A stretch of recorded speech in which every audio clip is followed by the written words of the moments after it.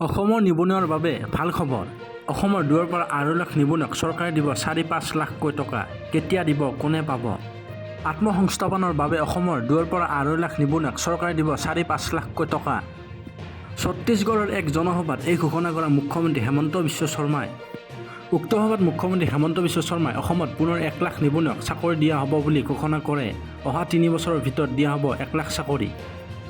মঙলবাৰে এক বিশাল ৰাজহুৱা সভাত ষ্টাৰ কেম্পেইনাৰ হিচাপে অংশগ্ৰহণ কৰি মুখ্যমন্ত্ৰী হিমন্ত বিশ্ব শৰ্মাই কয়, 2 বছৰ পূৰ্বে যেতিয়া অসমত বিধানসভা নিৰ্বাচন অনুষ্ঠিত হৈছিল, সেই সময়ত চৰকাৰ গঠন হ'লে 1 লাখ নিবনুৱাক নিযুক্তি দিব বুলি প্ৰতিশ্ৰুতি দিছিল। সেই সময়ত ছত্তীশগড়ৰ মুখ্যমন্ত্ৰী ভূপেশ বাঘেলে অসমত নিৰ্বাচনী প্ৰচাৰ চলাই কৈছিল সেয়া অসম্ভৱ।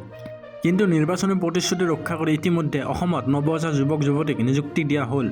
অসমত মুঠ 10 লাখ নিবনুৱা থকা বুলি উল্লেখ কৰি মুখ্যমন্ত্ৰীয়ে কয়, চৰকাৰী চাকৰিৰ উপৰি আত্মসংস্থাপনৰ জৰিয়তে নিবনুৱাসকলৰ সমস্যা সমাধানৰ ক্ষেত্ৰত অসম চৰকাৰে গুৰুত্ব আৰোপ কৰিছে।